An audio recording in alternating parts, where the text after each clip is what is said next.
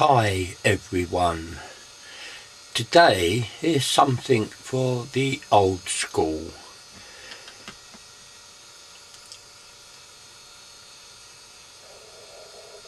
Here I have this circuit of my frequency counter that I built some time ago, and it uses logic chips.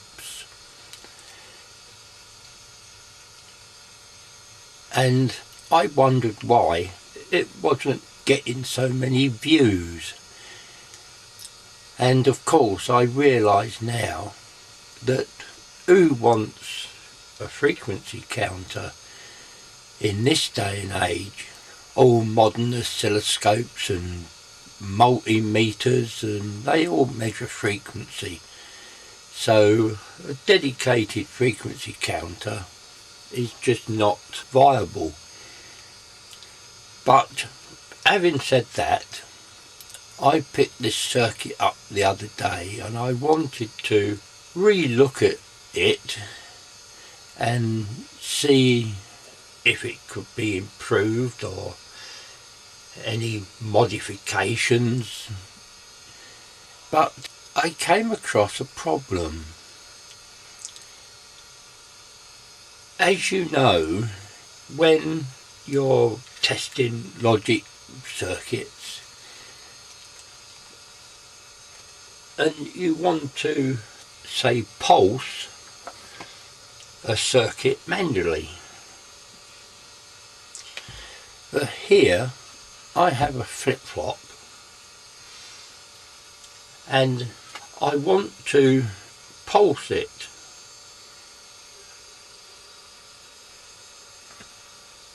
But you just can't connect a button to it because it just doesn't work. And the reason it doesn't work is something called contact bounce. So if I press the button, you see the second press it flipped. I press it again and it doesn't switch.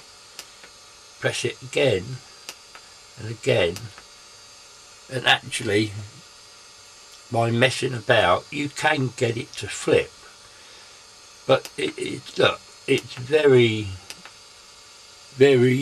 intermittent, just not possible to do it accurately.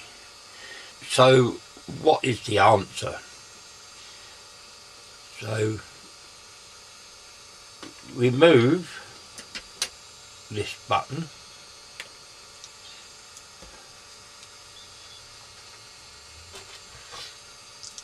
and I have come up with a anti-bounce circuit. So here it is.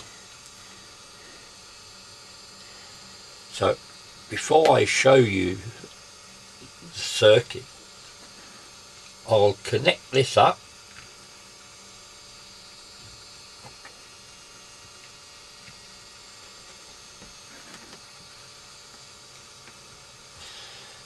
Turn it on.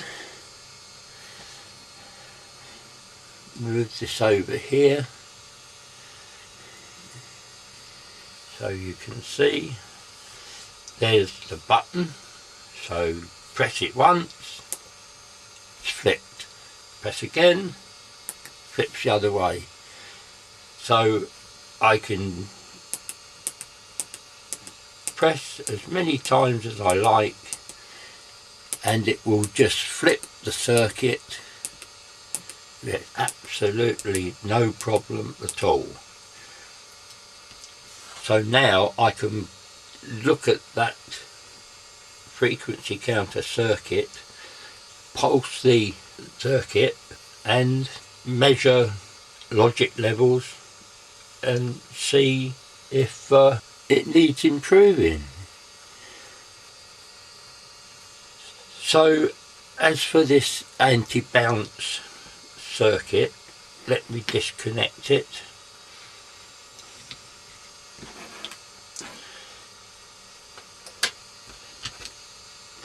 Remove the breadboard And let's look at my little circuit here. Now, I built this onto a piece of Vera board.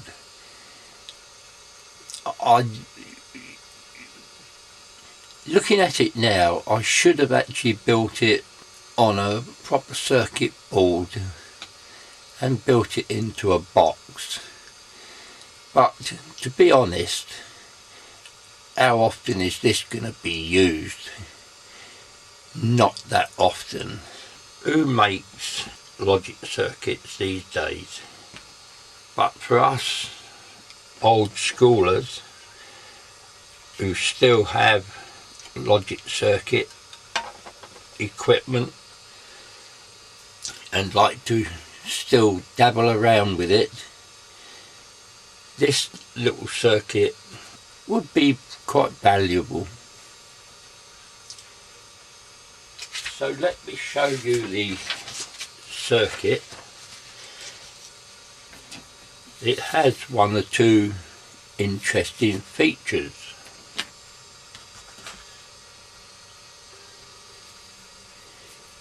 Basically, there are two identical parts. But let's take the circuit. Okay,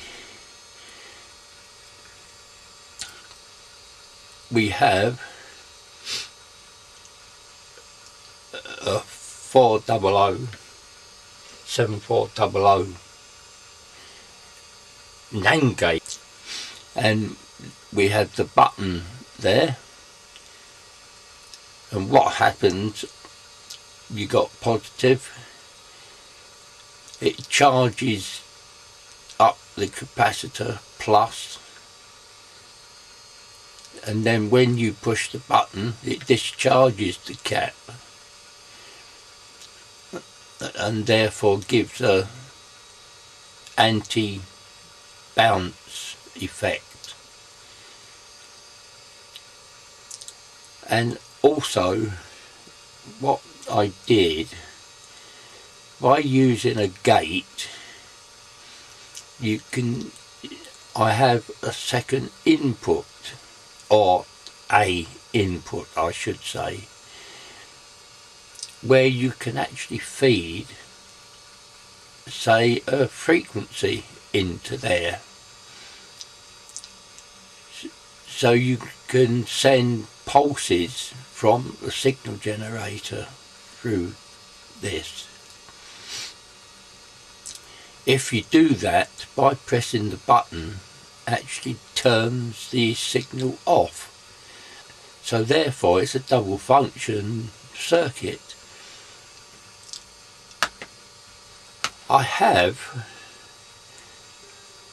actually doubled up on the circuit. So there are two identical parts, so two buttons,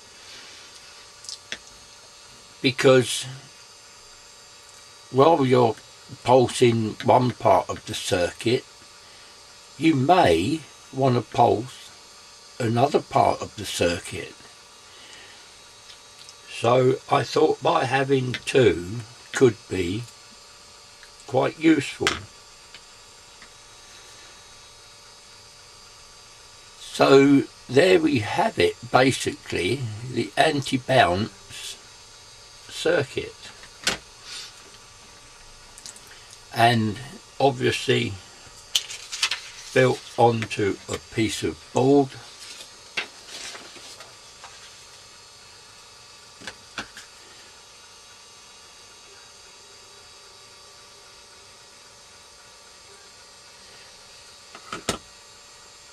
That is plus and minus. These are the two inputs, well, section 1 and 2, and this is the output, button 1, button 2, and they're the two buttons, button 1, button 2. So there we have it. I hope that this was interesting for some of you, especially those of the old school who uses logic chips or repairs logic chip circuits. So please subscribe to the channel. I realise that this type of circuit is not for the younger generation, but for us oldies, this could be a very useful piece of equipment. So thanks for watching, and we'll catch you on the next one. Thank you.